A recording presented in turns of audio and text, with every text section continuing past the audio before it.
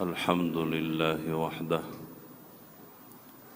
والصلاة والسلام على من لا نبي بعده وعلى آله وأصحابه أجمعين. أما بعد فأعوذ بالله من الشيطان الرجيم. بسم الله الرحمن الرحيم. وَإِن تَعُدُّوا نِعْمَةَ اللَّهِ لَا تُحْصُوهَا. وقال الله سبحانه وتعالى: لئن شكرتم لأزيدنكم. وقال الله سبحانه وتعالى: شهر رمضان الذي أنزل فيه القرآن.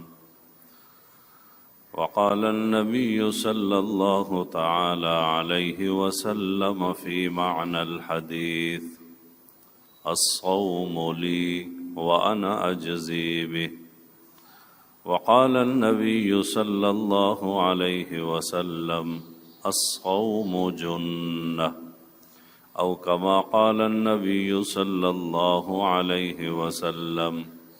صدق الله العظيم وصدق رسوله النبي الكريم، ونحن على ذلك لمن الشاهدين والشاكرين، والحمد لله رب العالمین۔ تمام احباب ایک بار درود شریف پڑھیں۔ اللہم صل علی محمد وعلی آل محمد كما صليت على إبراهيم وعلى آل إبراهيم إنك حميد مجيد. اللهم بارك على محمد وعلى آل محمد كما باركت على إبراهيم وعلى آل إبراهيم إنك حميد مجيد۔ میرے محترم دوستو، عزیز بھائیو، اللہ رب العزت کی ہم پر جو بے شمار نعمتیں ہیں، ان نعمتوں میں ایک بڑی نعمت ہے ماہ رمضان۔ یقیناً خدا تعالیٰ کی طرف سے اپنے بندوں پر یہ مہینہ بہت بڑی نعمت ہے، اور بالخصوص امت محمدیہ صلی اللہ علیہ وسلم پر اتنی بڑی نعمت ہے کہ ایک روایت میں ہے کہ اگر لوگوں کو معلوم ہو جائے کہ رمضان کیا ہے، یعنی اس میں اللہ تعالیٰ کی طرف سے کس قدر رحمتیں برکتیں نازل ہوتی ہیں، عبادات کا کس قدر اجر و ثواب ہے، لوگوں کو معلوم ہو جائے کہ رمضان کیا ہے، تو فرمایا یہ امت تمنا کرے گی کہ پورا سال رمضان ہی رہے۔ اگر لوگوں کو رمضان کا اور رمضان کی نعمتوں کا اور رمضان کی حقیقت کا اندازہ ہو جائے۔ اللہ تعالی ہمیں اس عظیم نعمت کی قدردانی کی توفیق نصیب فرمائے۔ رسول اکرم صلی اللہ علیہ وسلم ماہ رجب کا چاند دیکھتے تھے تو دعا مانگنا شروع کرتے تھے کہ اے اللہ، میری زندگی اور میری عمر میں اتنی مہلت دے کہ رمضان کے مہینے کو پالوں۔ اے اللہ، رمضان تک مجھے پہنچا دے۔ 2 مہینے پہلے سے ماہ رمضان کا اشتیاق ہے، انتظار ہے۔ یہ اشتیاق اور انتظار وہی کرے گا جس کو اس ماہ مبارک کی قدر معلوم ہو کہ یہ کتنا بڑا خزانہ ہے، یہ کتنی بڑی غنیمت ہے، یہ کتنی بڑی نعمت ہے۔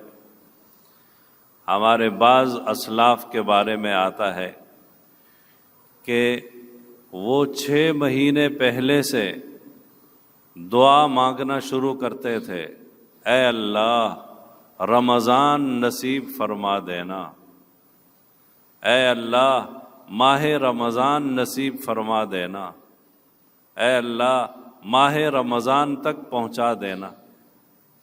اور جب ماہ رمضان آ جاتا تو وہ خوب ذوق شوق سے اس کی قدر کرتے، عبادت کرتے، اور پھر ماہ رمضان گزرنے کے بعد باقی مہینوں میں یہ دعا کرتے رہتے تھے کہ اے اللہ اس ماہ مبارک کی ہماری عبادتوں کو قبول کر لینا۔ تو پورا سال وہ ماہ رمضان کو یاد کرتے رہتے ہیں۔ 6 مہینے پہلے رمضان کے آنے کی تمنا اور دعا، اور پھر رمضان کے چلے جانے کے بعد اس کی عبادات کی قبولیت کی دعا، تو پورا سال انہیں رمضان کی یاد آتی رہتی، پورا سال وہ ماہ رمضان کو یاد کرتے رہتے۔ یہ نعمت، یہ عظیم خزانہ، یہ رحمتوں اور برکتوں کا موسم بہار، یہ یقیناً اسی شخص کو اس کا اندازہ ہو سکتا ہے جسے اس ماہ مبارک کی قدر معلوم ہو۔ ابن جوزی رحمۃ اللہ علیہ نے لکھا ہے کہ اگر قبر کے مردوں سے یہ کہا جائے کہ تم کوئی آرزو کرو، تمہیں کیا چاہیے، کچھ آرزو کرو، مانگو، کیا مانگتے ہو؟ تو علامہ ابن جوزی رحمۃ اللہ علیہ نے لکھا ہے کہ قبر کے مردے آرزو کیا کریں گے؟ وہ کہیں گے کہ اے اللہ ہمیں ماہ رمضان کا ایک دن دوبارہ نصیب فرما دے، ایک دن ہمیں دوبارہ نصیب فرما دے۔ قبر کے مردے، انہیں کچھ اور نہیں چاہیے، انہیں کیا چاہیے؟ رمضان کے مہینے کا ایک دن ہمیں مل جائے، ہم سے جو کوتاہی ہوئی، ہم سے جو غفلت ہوئی، ہم سے جو کمی ہوئی، ہم اس ایک دن میں پوری کرنے کی کوشش کریں۔ تو سال کے 12 مہینے ہیں، یہ ایک مہینہ اللہ رب العزت نے اس امت کو بہت عظیم نعمت کے طور پر عطا فرمایا ہے۔ حضرت علامہ ابن جوزی رحمۃ اللہ علیہ نے ایک مثال دے کر ماہ رمضان کو سمجھایا۔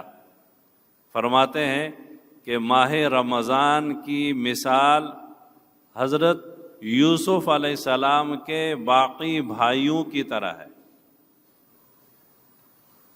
رمضان کی مثال برادران یوسف اور ان کے بھائی یوسف کی طرح ہے، یعنی باقی 11 مہینے اور رمضان، ادھر برادران یوسف اور یوسف۔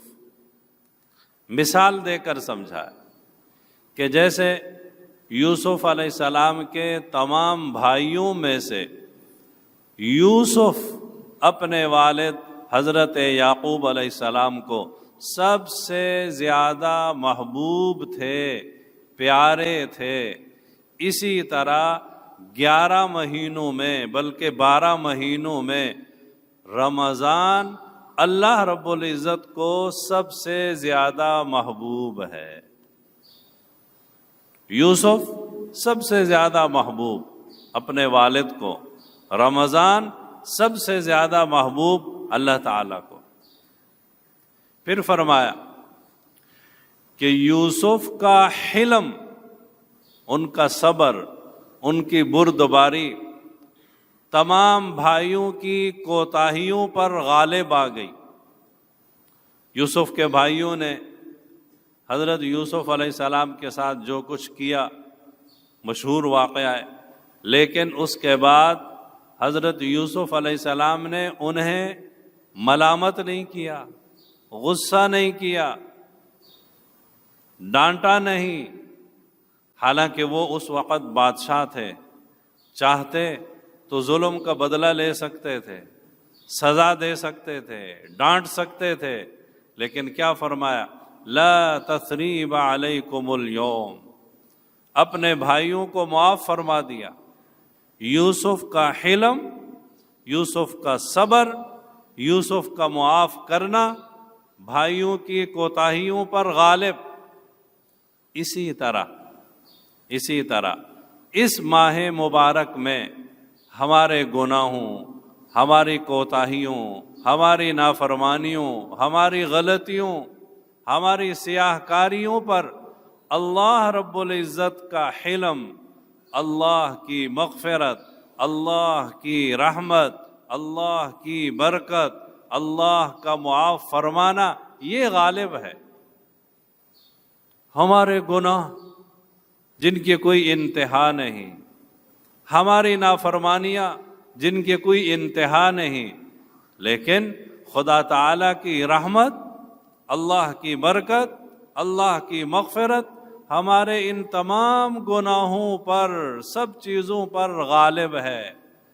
حدیث شریف میں آتا ہے، حدیث قدسی ہے، اللہ رب العزت فرماتے ہیں، حدیث شریف کا مفہوم کہ اے ابن آدم، اے انسان، تمہارے گناہ ریت کے ذروں کے برابر ہو جائیں، تمہارے گناہ آسمان کے بادلوں کے برابر ہو جائیں، تمہارے گناہ کائنات کے ذروں کے برابر ہو جائیں، میں پھر بھی تمہیں بخش دوں، مغفرت کر دوں، تمہاری معاف کر دوں تمہیں، مجھے اس کی کوئی پرواہ نہیں ہے۔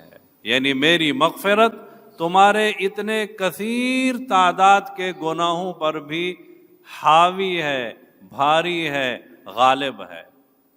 ریت کے ذروں کے برابر، سمندر کی جھاگ کے برابر، آسمان کے بادلوں کے برابر گناہ دبے ہوئے ہیں، خدا تعالیٰ کی رحمت غالب ہے۔ یوسف کا حلم بھائیوں کی کوتاہیوں پر غالب ہے، اللہ کا حلم، اللہ کی معافی ہماری کوتاہیوں پر غالب ہے۔ تیسری بات ارشاد فرمایا جیسے تمام بھائی کوتاہیاں کرنے کے بعد، غلطیاں کرنے کے بعد نادم اور شرمندہ ہو کر آخر یوسف کے پاس پہنچے۔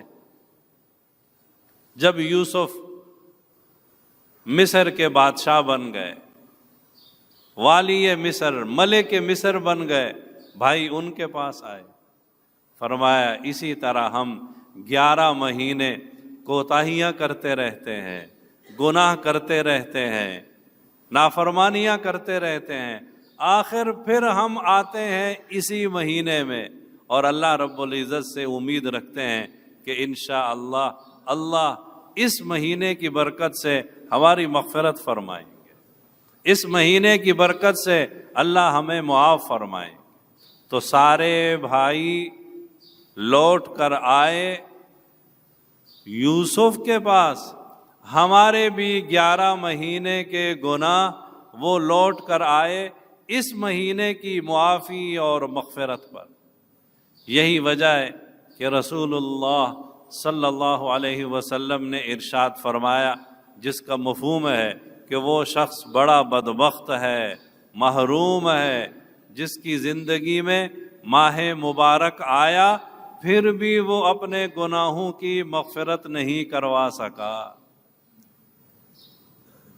تو یہ ماہ مغفرت ہے، شہر المغفرت ہے، اس مہینے میں اپنے گناہوں پر معافی مانگنی ہے، اس مہینے میں اللہ تعالیٰ کی طرف رجوع کرنا ہے، اس مہینے میں اللہ تعالیٰ سے دعائیں کرنی ہیں۔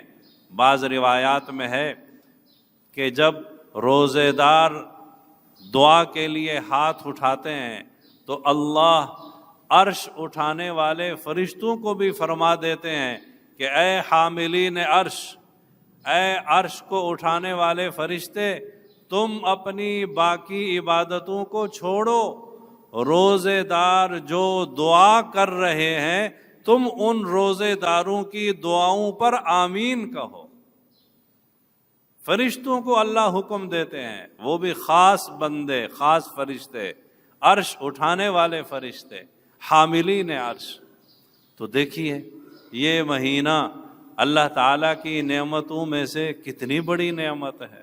اللہ تعالیٰ کی رحمتیں بے شمار، اللہ تعالیٰ کا کرم بے شمار، اللہ کا فضل بے شمار، اللہ تعالیٰ کی مغفرت بے شمار۔ رمضان کریم، اللہ کریم، رمضان کریم، اللہ کریم۔ اللہ کا کرم اس مہینے میں اپنے بندوں پر ہوتا ہے۔ دعا میں کرم، ثواب میں کرم، رزق میں کرم، رحمتوں اور برکتوں میں کرم۔ کرم کا معنی ہے خوب سخاوت، خوب سخاوت۔ باقی مہینوں میں اگر نیکی کی جائے تو اس نیکی کا ثواب ہے 10 گنا، لیکن اس ماہ مبارک میں اگر ایک فرض ادا کیا جائے تو 70 فرضوں کے برابر ہے۔ باقی مہینوں میں نفل عبادت کی جائے وہ نفل ہے، ہزاروں نفل مل کر فرض کا درجہ نہیں لے سکتے۔ ایک آدمی فجر کی نماز فرض نہیں پڑھتا، پوری رات تہجد پڑھتا ہے لیکن فجر کے فرض نہیں پڑھتا، اس کی اس تہجد پڑھنے کا ان فرضوں کے مقابلے میں کوئی اہمیت نہیں ہے۔ ہزاروں نفل مل جائیں فرض کے برابر نہیں ہو سکتے، لیکن اس ماہ مبارک میں حدیث شریف میں آتا ہے اللہ تعالیٰ کا اپنے بندوں پر خصوصی فضل ہے کہ میرا بندہ نفلی عبادت کرے گا، اللہ اس کو فرض عبادت کا درجہ دے کر ثواب عطا فرمائے۔ کتنا بڑا انعام ہے۔ تو یہ ماہ مبارک ہمارے لیے اللہ تعالیٰ کی طرف سے بہت بڑی نعمت ہے۔ اللہ تعالیٰ ہمیں اس نعمت کی قدردانی کی توفیق نصیب فرمائے۔ علماء نے لکھا ہے کہ جو اس مبارک مہینے کی قدر کرے گا اس کے سال کے باقی 11 مہینے بھی اچھے گزریں گے، لیکن اگر کسی نے اس مبارک مہینے کی قدر نہیں کی محروم رہ گیا۔ اس مبارک مہینے میں جو روزے والی عبادت ہے اللہ رب العزت نے اس میں ایسی تاثیر رکھی ہے کہ یہ عبادت باقی عبادتوں کا ذریعہ بنتی ہے۔ ایک شخص روزہ رکھ لیتا ہے تو اس کے دل میں آتا ہے کہ یار میں روزے سے ہوں، اب وہ اپنی زبان کنٹرول کرتا ہے، آنکھیں کنٹرول کرتا ہے، گناہوں سے بچتا ہے، نیکیوں کی طرف رغبت آتی ہے۔ یہ روزے کی برکت ہے کہ روزے نے اس کو گناہوں سے بچا کر باقی عبادتوں پر لگا دیا۔ اسی طرح اگر محبت، ذوق شوق سے، اہتمام کے ساتھ آداب کی رعایت کرتے ہوئے روزے رکھے جائیں تو یہ سال کے 11 مہینوں کی عبادتوں کے لیے تقویت کا باعث بنتے ہیں۔ رمضان اچھا گزار لو، باقی 11 مہینے اللہ اچھے گزارنے کی توفیق عطا فرمائے۔ تو یہ ماہ مبارک اللہ رب العزت نے ہمیں عطا فرمایا، خدا تعالی ہمیں اس کی قدردانی کی توفیق نصیب فرمائے۔ حضرت عمر رضی اللہ تعالی عنہ جب یہ ماہ مبارک آتا تھا تو کیا فرماتے تھے؟ اس ماہ مبارک کو خطاب کر کے کہتے تھے کہ اے ہمیں گناہوں سے پاک کرنے والے مرحبا مرحبا، اے ماہ مبارک مرحبا، اے ماہ رمضان خوش آمدید، اے ماہ مبارک مرحبا، کہ اس ماہ مبارک کی وجہ سے اللہ ہمیں گناہوں سے پاک کرے گا۔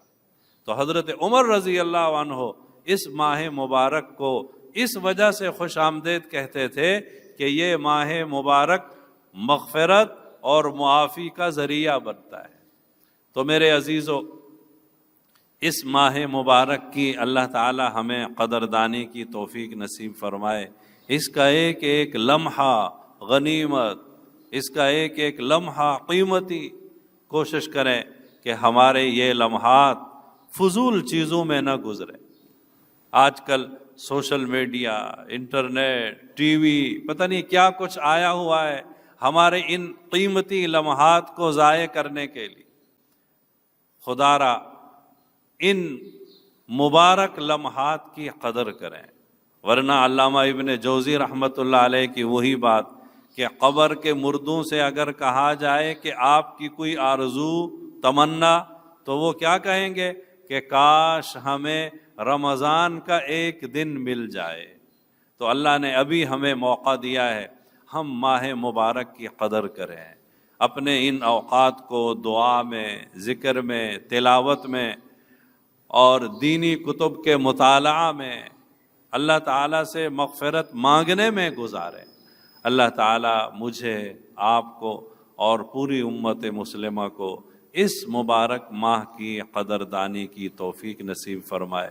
اللہ ہمیں اس ماہ مبارک کے دن رات تمام لمحات کو قیمتی سے قیمتی بنانے کی توفیق اور ہمت نصیب فرمائے۔ آمین ثم آمین، وآخر دعوانا ان الحمد للہ رب العالمین۔